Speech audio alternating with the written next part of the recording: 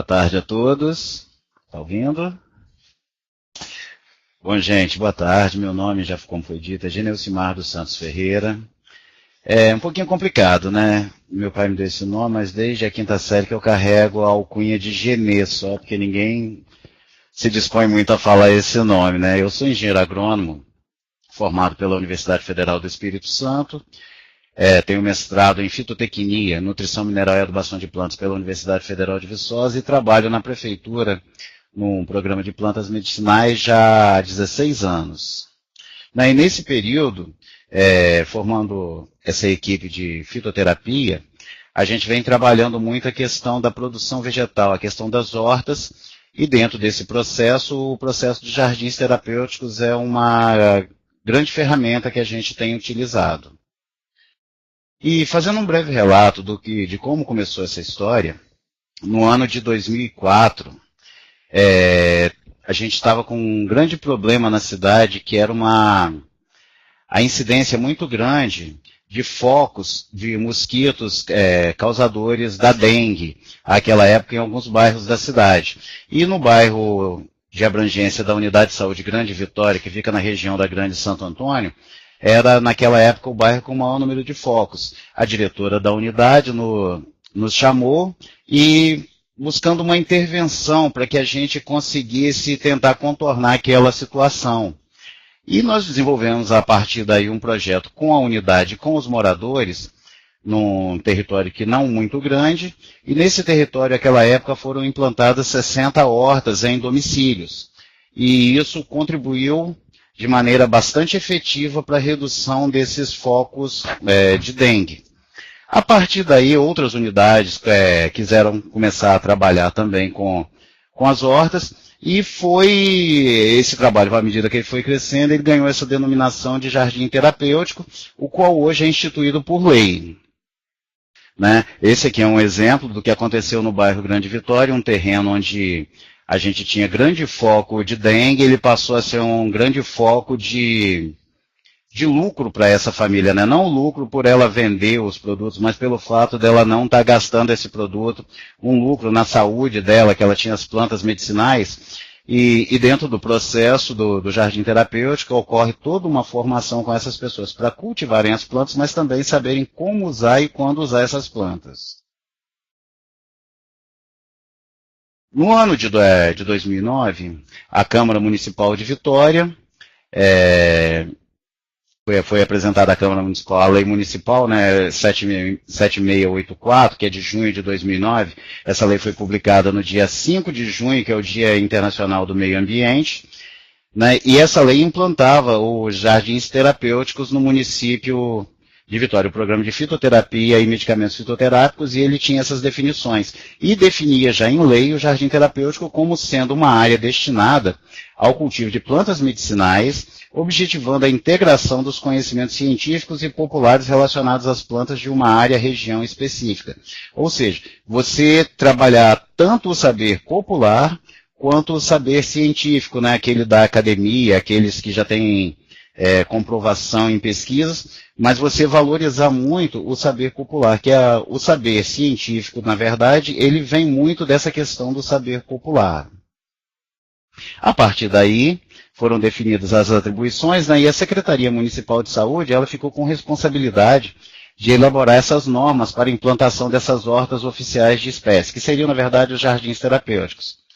As unidades assumiram esse processo, né, e a gente também tinha a função de estimular e apoiar a implantação desses jardins terapêuticos em escolas, unidades de saúde, em áreas públicas, em autarquias, em qualquer que fosse o ambiente que tivesse essa vocação, que ele fosse educativo e que ele fosse de fato terapêutico. Muitas vezes não terapêutico só pelo fato de você utilizar os medicamentos, mas de você estar trabalhando aquele ambiente fazer bem à sua saúde, pelo simples fato de você estar fazendo essa terapia, a hortaterapia, se assim podemos chamar.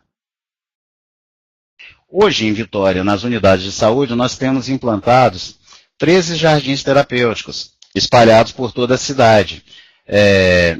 A demanda para a implantação desses jardins vem das próprias unidades, eles juntamente com seus grupos, normalmente que trabalham, esses grupos são grupos de hipertensos, saúde, de idosos, grupo de homens, saúde mental, não importa muito, cada unidade tem uma realidade, tem um foco que ela trabalha, e eles nos convidam e a gente vai. Lembrando que em Vitória hoje a gente tem 29 unidades de saúde e quase 50% dessas unidades hoje têm em suas áreas os jardins terapêuticos. Lembrando que algumas não têm, até por não disporem de um espaço onde possa ser implantado.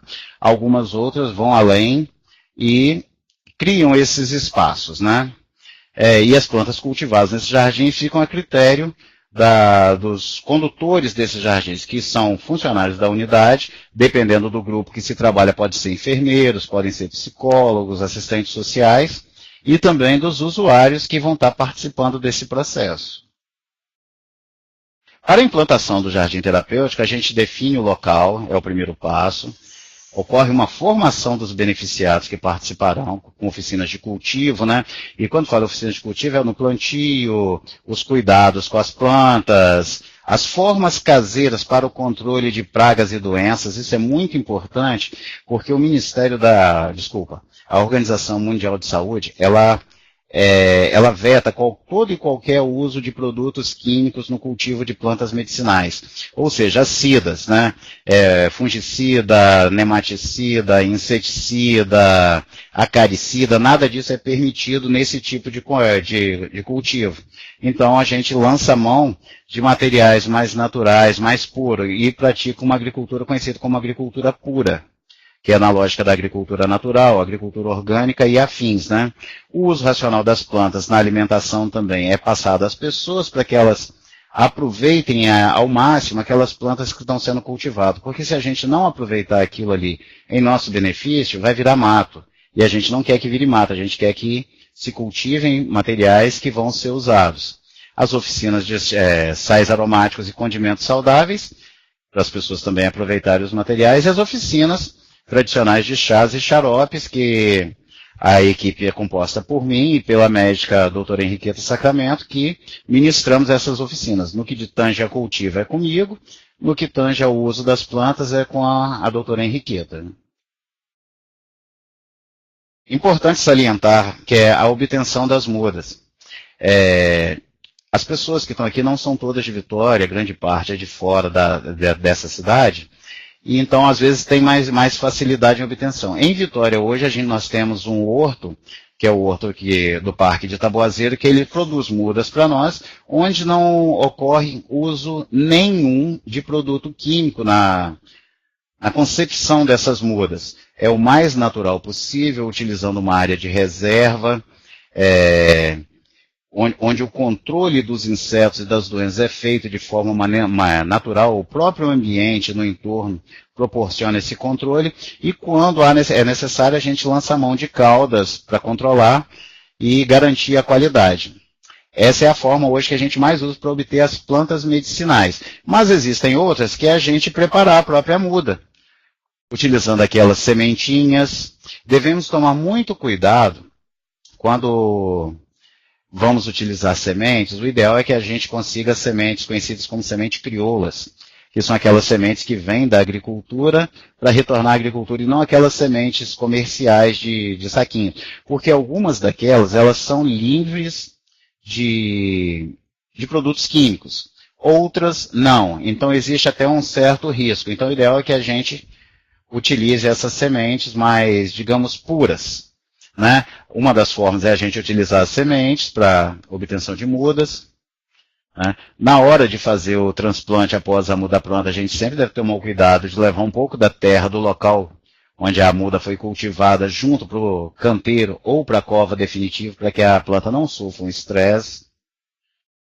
Outra mais comum também é a muda por estacas, e essa figura é um pouquinho emblemática, que a gente vê de um lado ele cortando a planta, e de outro lado as folhas foram retiradas e algumas cortadas, porque a planta nessa fase ela não tem o que poderíamos chamar de boca para alimentação, que são as raízes. Então ela não tem uma capacidade plena de absorver todos os nutrientes que estão disponíveis para ela no solo, então a absorção dela é pequena. Então quanto mais folhas a gente tiver, mais nutrição ela precisaria. E como ela não tem essa capacidade, ela sofreria um estresse muito grande.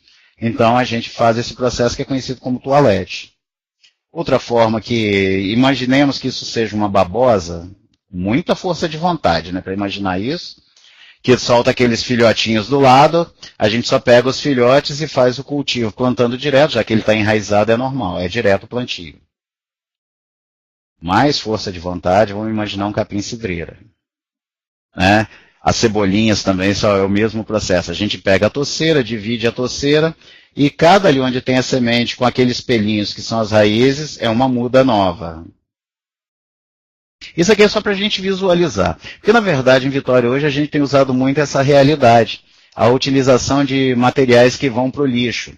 Aqui a gente vê a utilização da caixa de ovo, né, que para fazer usar como fonte para produzir as mudas, e a utilização da própria casca de ovo para produzir essas mudas. Aqui são mudas de couve, que foram cultivadas, né, e ali no chão é um trabalho feito com moradores de rua, que a gente estava trabalhando essa questão de usarem esse tipo de material até como fonte de renda possível para eles, para comercializarem as mudas a futuro. Uma oficina de formas caseiras, nessa oficina nós estávamos trabalhando fazer uma calda de ervas para controle de doenças e insetos de plantas. Uma calda que leva manjericão, que leva folha de louro, pimenta, algumas levam fumo, outras óleos de nim. São várias as receitas que tem. Hoje a gente não vai trabalhar isso aqui porque o tempo é bastante pequeno, não daria tempo, né? A adubação dessa horta, como eu falei, a Organização Mundial de Saúde, ela não permite a utilização de produtos químicos e também ela veda a adubação mineral. Então a gente utiliza a adubação orgânica. Essa é uma forma de se fabricar o seu próprio esterco, seu próprio adubo, né, com aproveitamento dos restos da nossa cozinha, folhas de árvore. A única recomendação que eu costumo fazer é que a gente evite de usar a casca de tomate, porque o tomate, como é sabido, ele no seu cultivo utiliza-se bastante quantidade de agrotóxico. A adubação equilibrada é a chave para uma produção, isso é bem claro para a gente, então a gente utiliza muito esterco de bovinos, de aves e o composto orgânico, e também humus de minhoca. O esterco de bovinos é mais fácil para quem está no interior, né, que tem acesso a esses produtos. A diversidade, como foi falado antes, que a gente utiliza plantas companheiras, são aquelas plantas que podem conviver juntas no mesmo ambiente, gerando um equilíbrio dinâmico que já garante por si só o controle de pragas e doenças que atacam as plantas cultivadas de nosso interesse. Né? Mais um exemplo, só para a gente ver uma horta que pode ser considerada um jardim. A intersetorialidade praticada, essa aqui é uma horta de plantas medicinais, que a gente tem manjericão, hortelã-pimenta, hortelã, alecrim, essa horta cultivada no Instituto de Previdência dos Servidores da Prefeitura de Vitória, o IPANV, que fica aqui em Vitória, próximo à Prefeitura de Vitória. A garantia da qualidade para evitar a entrada de animais nesse espaço, né, o cercamento para evitar a contaminação e o risco de contrair doenças, né, provenientes das zoonoses, de fezes animais, entre outras coisas.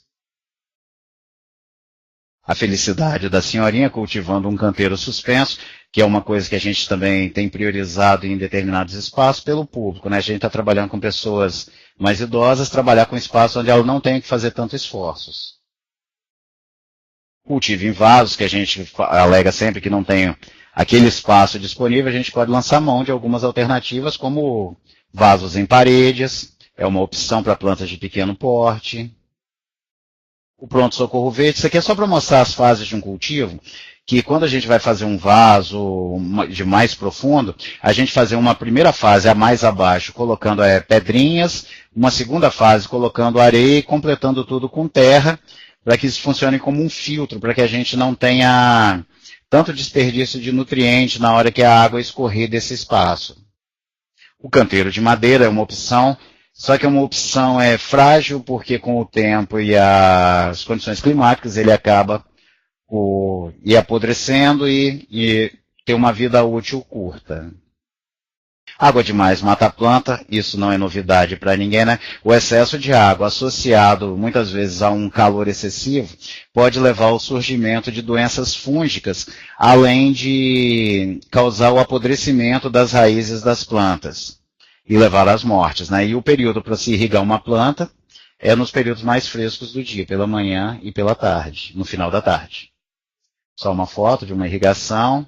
Cuidados com a horta, como a gente não utiliza produtos químicos, o mato a gente vai colher de maneira manual ou fazendo pequenas capinas.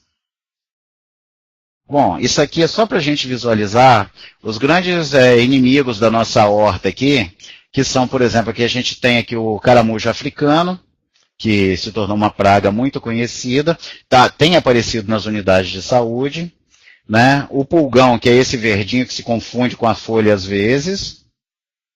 A formiga, o grilo. Essas duas de baixo aí tem um nome mais chatinho, né? Menos conhecido, são as cochonilhas. São duas espécies diferentes de cochonilhas. E todas essas plantas são capazes... todas essas pragas são capazes de matar a planta em questão muito rápida, em tempo muito rápido. A borboleta, em todos os ciclos, essa borboleta é aquela borboleta da couve, que ataca a couve, que come a couve todinha. Na verdade, quem come não é a borboleta põe os ovos, quem come é a lagarta, né, que a gente vê aqui no segundo vídeo, slide, desculpa. E esses aqui, para a gente não incorra no risco de matar os nossos amigos da horta, que são os amigos da horta, que são a minhoca, a libélula, a abelha, a aranha, a joaninha, o percevejo, alguns percevejos, tá? A gente vê aqui esse percevejo marrom, ele está predando uma praga que ataca a horta. O bicho lixeiro, que é esse bicho bonitinho aí com a folha rendada, e o louva-a-Deus. Todos esses animais, eles predam os insetos que causam danos às plantas. Algumas doenças, só para a gente visualizar que sintomas de doenças em plantas normalmente são causados por manchas foliares. Aqui a gente viu uma mancha branquinha, que parece uma farinhazinha que sai na mão se a gente passar a mão, que é o oídio. Aqui a gente já vê uma mancha mais interna, né, que é no alho, que é a ferrugem do alho. E ela não sai na mão, essa mancha. Aqui a gente já vê uma outra mancha, uma outra espécie de ferrugem no guaco, que é uma planta medicinal. E o controle é feito pela seleção da área, onde não tem doenças, o manejo do solo, né, que é o cuidado com o solo, quanto mais nutritivo foi esse solo, a rotação de culturas, que é você não trabalhar a mesma cultura durante todo o tempo nesse espaço, que você vai criando ambientes diferentes e as plantas vão rotando também.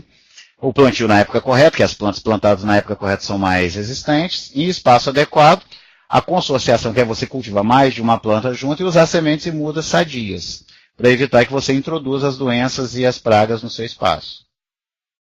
Algumas associações, a alfavaca, por exemplo, ela repele moscas e mosquitos, cultivada junto com as plantas.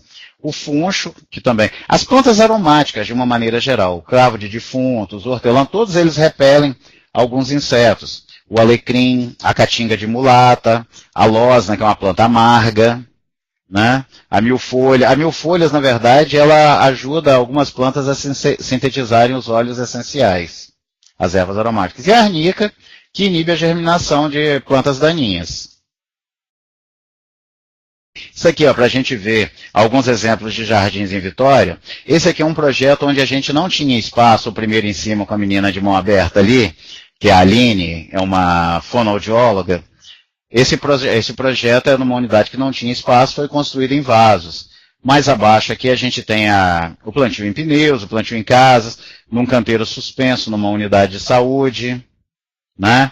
As oficinas que são feitas de formação com essas pessoas, com os munícipes e com os trabalhadores também, isso aqui no Parque de Itaboazeiro, que é o nosso viveiro de muda, com as assistentes sociais vinculadas ao Projeto Terra e com moradores que participaram de um curso para aposentados no Instituto de Previdência, né, na Unidade de Saúde Bairro República, que também não tinha um espaço ideal para plantio.